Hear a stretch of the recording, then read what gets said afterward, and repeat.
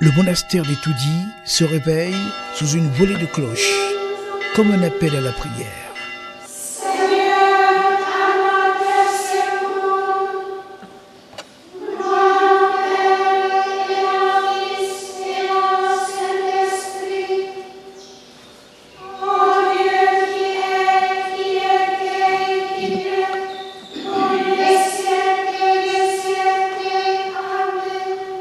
Chez les carmélites déchaussés du Christ roi, l'oraison est la respiration.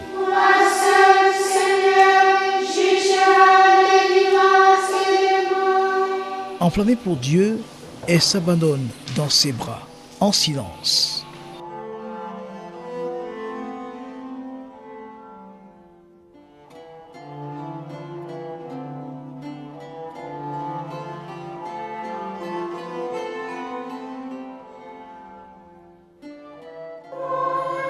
Dans la louange.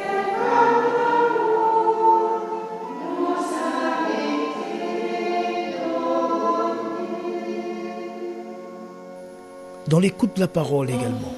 Père très bon, toi qui as confié la terre aux hommes, pour qu'ils la gardent et la travaillent, pour qu'ils puissent progresser en son trésor.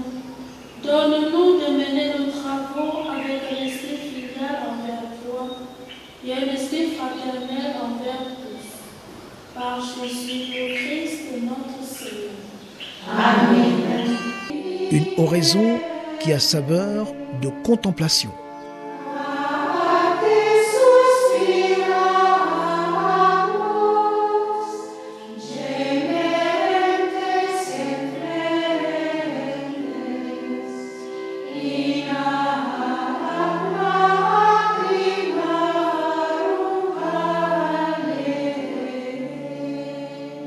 Cette rencontre dynamique avec Dieu se prolonge dans la petite chapelle, où la contemplation se fait en duo ou sous la forme d'un seul à seul avec le Créateur.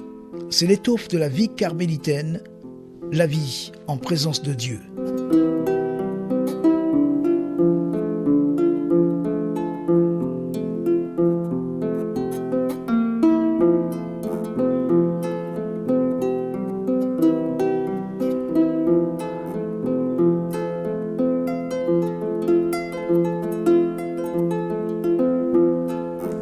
Ces religieuses qui se considèrent fiancées du Créateur apprécient davantage leur relation avec le bien-aimé dans les cellules, leur chambre, le lieu du silence et de la solitude par excellence. Il faut, disait Saint Jean de la Croix, demeurer avec le grand pauvre, avec celui qui, le riche qu'il était, s'est fait pauvre pour nous. Ce confinement permanent est une occasion idoine pour s'approprier les vertus des saints. Les vertus, du reste, étalées sur l'un des couloirs à l'entrée des chambres. Il s'agit d'une vertu que le saint ou la sainte a vraiment fait briller dans sa vie et qui interpelle les hommes d'aujourd'hui. Vous allez voir dans différents, c'est la foi, la charité, l'humilité selon les saints, la qualité du saint. Quand une sœur est dans une cellule qui porte une vertu, elle est interpellée. Aussi à travers l'exemple du saint, de vivre aussi de cette vertu pour pouvoir témoigner du Seigneur dans le monde d'aujourd'hui. Sur une autre aile, ce sont les attributs de Dieu qui sont visibles. Chaque sœur est interpellée à accueillir cet attribut du Seigneur dans la prière et à contempler cet attribut du Seigneur. Parce qu'on va dire, dis-moi ce que tu contemples et je te dirai ce que tu es. Donc en contemplant cet attribut de Dieu, on le reçoit du Seigneur pour le rayonner. Le silence est de rigueur en ce lieu de piété. Il est toutefois rompu par une forme de communication entre les 12 sœurs qui habitent ces lieux. Communication par des clochettes, sonneries et un tam-tam d'appel. Le tam-tam, c'est en fait pour des communications particulières. Quand il y a une nouvelle à annoncer, alors on tape le tam-tam, les sœurs se rassemblent et on communique la nouvelle. Et aussi pendant le temps pascal, puisqu'on ne sonne pas des cloches, le tam-tam aussi appelle pour la prière. À part cela, pas de bruit, sinon celui qui est porté par le vent ou le pépiment des oiseaux. Tout est réglé dans la vie monastique pour que, disons, on ait vraiment ce temps, cette possibilité de recueillement, de méditation de la parole, pour écouter les battements du cœur de Dieu et pour apprendre de lui comment accueillir nos frères, comment les aimer, comment les porter en prière. Dans le silence, on entend, on peut dire, tous les fantômes qui bouillonnent à l'intérieur de nous. Mais en entendant, ce n'est pas pour se désoler de ces fantômes, mais c'est pour les offrir au Seigneur. Et puis c'est le Seigneur qui pourra mettre le silence. Il nous aide à nous mettre dans la vérité de ce que nous sommes devant Dieu. Parce que nous sommes dans la vérité si nous sommes les créatures de Dieu et nous nous recevons comme enfants de Dieu. Mon rapport au silence, c'est qu'à cause de mon caractère, j'ai toujours eu de la peine à faire le silence. Parce que je parle toujours à haute voix, je fais du bruit. Mais je sais que ça m'empêche un plus profond recueillement. Et j'ai besoin de silence intérieur et j'ai dû faire tout un grand chemin pour m'habituer à la solitude de la cellule, au grand silence de la nuit et même au silence pendant le travail. J'ai dû apprendre. Et je dois apprendre toute ma vie, je pense, mais je l'aime beaucoup.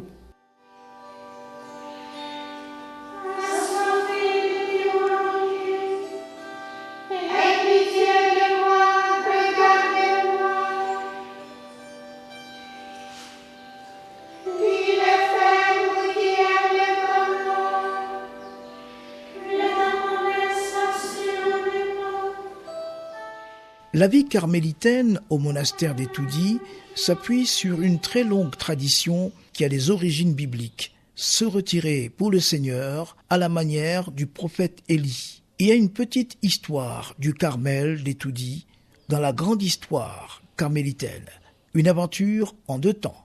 Nous sommes arrivés à 10 heures italiennes pour ouvrir le Carmel d'Etoudi et n'était pas construit tout à fait comme maintenant. Nous avons complété une construction que nous avons trouvée sur place et nous l'avons adaptée. Et nous avons commencé notre vie plus ou moins comme vous l'avez vu.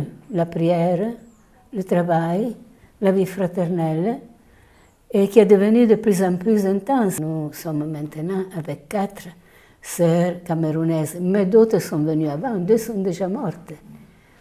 Et d'autres sont venues pour essayer, ça n'a pas marché, ou bien ce sont elles qui ont vu que ce n'est pas ce qu'elles cherchaient, ou bien c'est nous qui les avons aidées à comprendre cela. Je suis arrivée la première. Je suis venue voir le lieu et puis décider avec le supérieur comment il fallait arranger un peu les choses.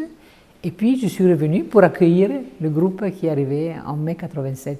Vous savez qu'il y avait déjà une communauté ici qui était assez florissante, mais il y a eu un jeu du malin, je pense, un jeu du malin qui a voulu qu'on arrête et qu'on ferme le monastère. Je ne sais pas si on vous a déjà parlé de ça, mais vraiment c'était le jeu du malin. Alors les gens ont pleuré, l'évêque, jusqu'à ce que nous sommes revenus. Et nous avons tenu à revenir sur le même endroit pour continuer l'héritage de nos premières sœurs. Et nous y tenons beaucoup. Elles avaient appelé le Carmel Carmel du Christ roi et nous sommes contents d'avoir gardé et d'entrer dans leur héritage.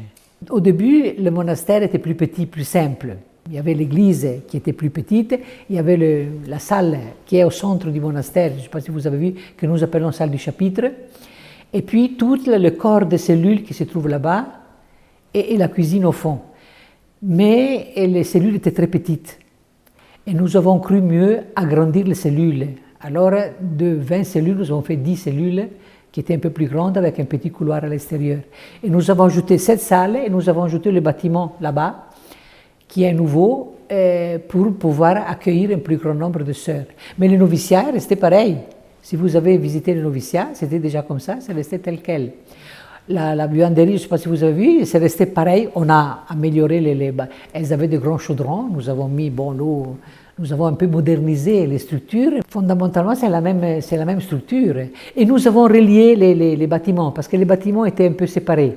Mais vu les grandes pluies qu'il y a ici, une architecte nous a aidés à relier les bâtiments avec des couloirs, avec des portiques, des couloirs fermés, de façon que quand il y a la pluie, nous pouvons déplacer facilement. La grâce de Dieu a fondu sur cette Italienne de bonne souche, comme sur Paul à Damas. Elle a aussitôt pris l'habit monastique. C'est sûr que J'ai cru que c'était l'appel de Dieu. Mais effectivement, avant de choisir la vie monastique, j'ai douté fort entre la vie monastique et la vie missionnaire. Parce que avant de me sentir appelé à la vie religieuse, je sentais que les chrétiens sont appelés à la sainteté. Alors je croyais que la mission, c'était peut-être la plus importante. Mais après j'ai compris que non, peut-être le Seigneur me demandait d'être missionnaire comme Thérèse de l'Enfant Jésus. D'ailleurs, c'est Thérèse de l'Enfant Jésus qui m'a introduit au Carmel. J'avais la chance d'une famille chrétienne et ma maman avait déjà acheté les œuvres de Thérèse de l'Enfant Jésus quand on les imprimait. Et j'ai eu la chance de les lire déjà en français, quand j'étais même encore jeune fille. Et alors, j'ai compris que même au Carmel, on pouvait être missionnaire. Par son nom très saint, par sa main puissante, il s'est assuré la victoire. Le Seigneur a fait connaître sa victoire et révélé sa justice aux nations. Tout abandonner pour vivre dans un cloître, c'est l'expérience de la mère prieure et de bien d'autres religieuses de ce milieu de vie spirituelle. Comme les autres filles, mais le Seigneur est arrivé comme une flèche ardente. Et je ne savais même pas que le Carmel était ici. Je ne sais pas, par le concours de la grâce des circonstances, le Seigneur m'a dirigée ici. Et quand j'y suis arrivée, j'ai senti que c'est là qu'il m'attendait depuis. C'est comme ça que j'allais au marché. Et bon, il y avait une grande image de Jésus avec son Sacré-Cœur où il indiquait « Regarde mon cœur ». Et j'ai pris cette image, j'ai mis dans notre salon et ça a commencé à me parler. Là, je ne sais pas ce qui s'est passé, mais ça m'a tellement parlé que le Seigneur, je veux que tu sois à moi. Je veux que tu sois à moi. Ça résonnait tellement dans mon cœur qu'il n'y avait pas de doute que le Seigneur voulait que je sois à lui. Ça s'est passé quand j'étais encore petite enfant. Ma maman me parlait de Jésus, me parlait de cet homme, fils de Dieu, qui est venu dans le monde pour sauver les hommes. Et ce qui m'avait marqué dans ce que maman me disait, elle disait qu'il avait été crucifié par les hommes. Alors, ce fait-là, ça m'a mis quelque chose à l'intérieur. Je voulais en savoir plus. Moi, j'étais à l'école primaire. Alors, depuis là, j'ai eu cette curiosité de connaître qui est cet homme.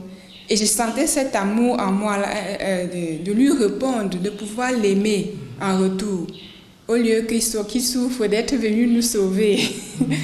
Et alors, j'étais encore enfant et j'ai grandi avec cet amour. Plus tard, quand j'étais au collège, j'ai lu un livre, par hasard, mais il n'y a pas de hasard en Dieu, sur Sainte Thérèse de l'Enfant Jésus, que je ne connaissais pas avant. C'est vrai que quand maman priait, elle invoquait toujours Sainte Thérèse de l'Enfant Jésus. Mais quand j'ai lu ce livre-là, j'ai senti quelque chose qui répondait à ce que je portais déjà à l'intérieur sans le savoir. Et depuis là, j'ai commencé à chercher le Carmel. Cette marche avec Dieu n'est-elle pas alourdie par des regrets? Le regret, par exemple, de n'avoir pas fait d'enfant? Le monde et ses attraits ne hantent-ils pas les cœurs de ces amoureuses de Dieu? Non, disent-elles en chœur. Il n'y a jamais eu de regret de ne pas être maman, parce que nous sommes appelés à une autre maternité, la maternité spirituelle. Et les enfants de celles qui ont cette vocation, les enfants sont plus nombreux que ce qu'on aurait pu avoir avec la chair. Donc, et c'est pour le Seigneur qu'on le fait. J'ai compris qu'on peut se donner de plusieurs manières. Il y a la maternité biologique, les mamans qui portaient les enfants, qui les mettent au monde. Il y a aussi la maternité spirituelle, qui consiste à donner la vie à toute personne humaine. Toute personne que je rencontre a droit au don de ma vie. Donc cette vie que j'ai donnée à l'intérieur du Carmel doit profiter à tout le monde, sans exception. Du coup, il n'y a plus de limite au don de ma vie. C'est le Seigneur qui nous a choisis. C'est le Seigneur qui nous a appelés. Nous avons répondu à cet appel, à ce désir très fort qu'il a mis dans notre cœur d'être entièrement à lui pour les autres. Elles sont au total 4 Camerounaises et 8 Italiennes à séjourner dans ce milieu.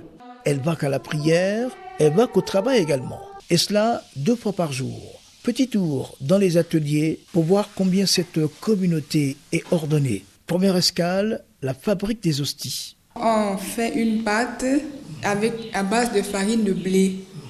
Et puis on chauffe bien les machines que vous voyez là. Puis on les fait cuire à l'intérieur. Le matin, après le petit déjeuner, j'allume d'abord les machines. Pendant que les machines chauffent, je pétris la pâte avec la farine de blé. Puis quand les machines sont déjà bien chaudes, je commence la cuisson.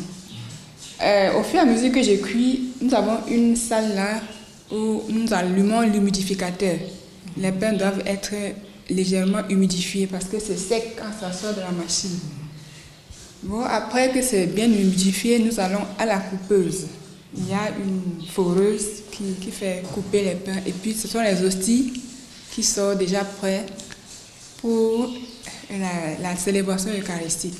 Après, nous les mettons dans les sachets et que nous acheminons à l'accueil du monastère. Et de là, les fidèles viennent prendre.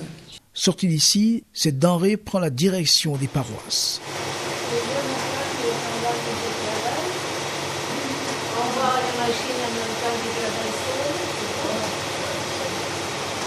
Il faut savoir d'abord ce qu'on doit broder, les dimensions.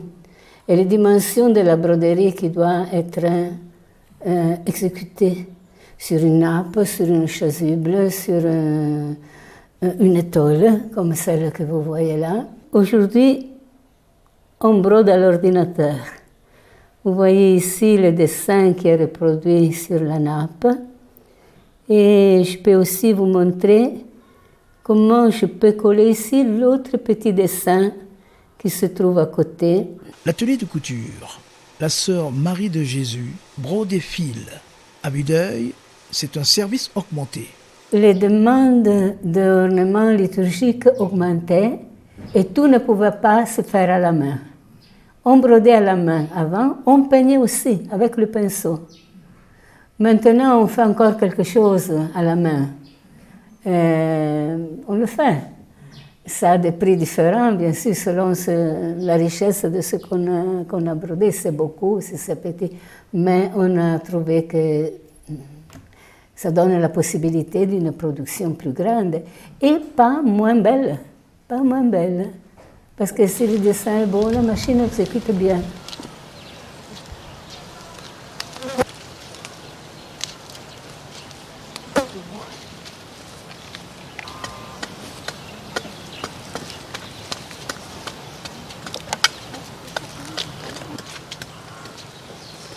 Les travaux champêtres sont une priorité pour ces chercheuses de Dieu qui ne vivent pas que de générosité. Elles fouillent, ébêchent, tournent et retournent la terre pour en recueillir la graisse. Comme vous pouvez le constater, vous avez vraiment une grande variété ici. Vous avez les courges que nous avons sémées et que ça a donné abondamment. Et vous avez aussi d'autres plantes que nous avons essayé de mettre dans notre jardin, les fenouils qui ont bien produit. Vous avez les plantes habituelles de notre pays, le folon, le zome, puis il y a le persil, le céleri et la salade. Vous avez également les choux. Nous avons à peu près tout. Le maïs. Il y a également des bananiers. Comme vous pouvez voir, c'est beaucoup plus des bananes. Mais en dehors des bananes, il y a les courges. Il y a, comme vous pouvez le constater, il y a le poireau qui a donné vraiment très gros. Cette année, c'est très abondant. Donc, ce qui nourrit aussi l'extérieur, quand nos amis viennent et qui ont faim, habituellement, c'est la banane, puisque nous en avons en abondance. Les produits du champ ne sont pas faits que pour la marmite. Les moniales les transforment également en confiture, boissons et autres denrées, produits que les fidèles apprécient. C'est un témoignage aussi de transformer ce que le Seigneur leur donne pour le bien des autres. Parce que c'est plus pour la santé. Tout ce qu'elle propose, c'est pour la santé. Parce qu'une âme saine doit être dans un corps sain. Donc ce qu'elles produisent n'est pas biochimique, c'est tout à fait naturel. Et c'est bien pour la santé. Quand elles sont enfermées là, elles sont plus organisées et elles travaillent mieux que nous, puisqu'elles n'ont pas de temps à perdre. Prière, travail, prière, travail. Et ce que j'ai remarqué, en général, tout ce qu'elles font, elles le font avec beaucoup de soin, beaucoup d'amour, puisque tout ce qu'elles ont à faire, c'est pour la gloire de Dieu. C'est une façon pour elles de garder le contact, de continuer à communiquer avec nous et de montrer que même si elles sont retirées, elles ne sont pas complètement coupées du monde. C'est leur manière à elles d'exister au milieu du peuple, se faire voir par les foires de ce genre. Elles fabriquent de bonnes choses, elles font de belles crèches, elles fabriquent aussi de très bonnes huiles. Et c'est leur manière à elles de nous montrer que, bien qu'étant entre guillemets invisibles, elles sont présentes parmi le peuple de Dieu. Bien qu'ayant fait le choix de s'enfermer dans une clôture pour mener une vie monastique, ces sœurs ne sont pas fermées au monde. Le contact avec l'extérieur est long à la messe, du matin, les jours ordinaires et même le dimanche. Par ailleurs, ces dames se montrent en souci d'aider par les prières d'intercession ceux qui en font la demande.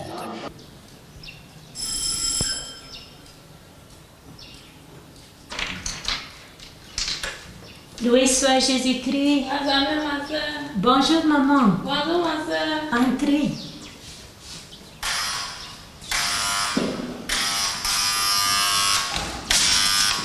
Vous désirez? Je vais donner la prière pour moi.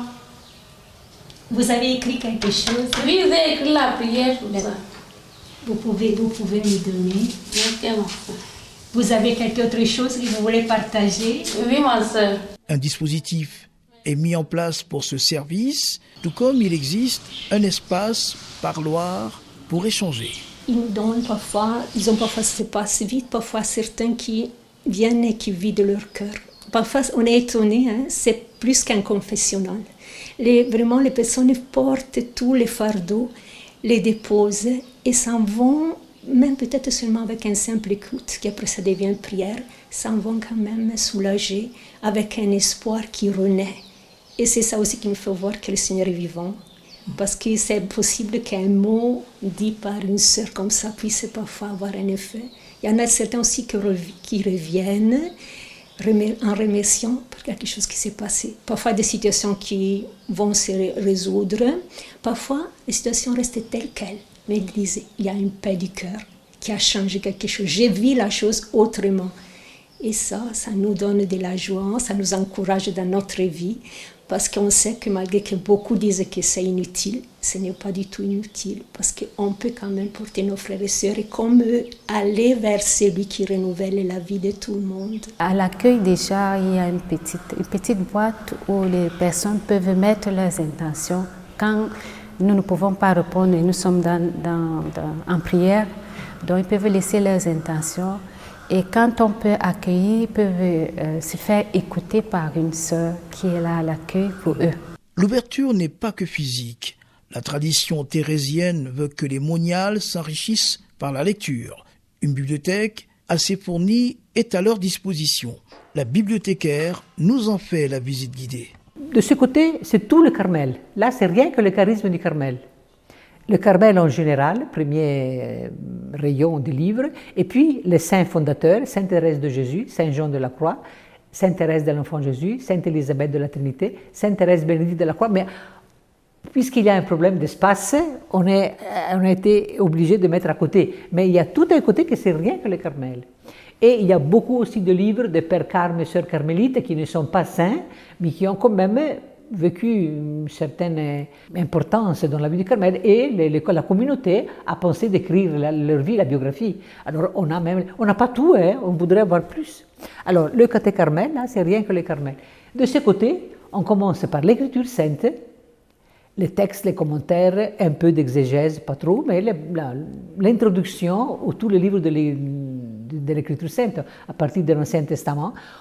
Nous avons l'intention d'ouvrir une section de littérature orientale parce qu'il y a un professeur de Bible en Italie qui est décédé et qui a laissé une bibliothèque à un Carmel d'Italie, mais où il y avait beaucoup de livres en français. En pleine faune urbaine, à Yaoundé, une oasis du silence s'est établie pour veiller et prier.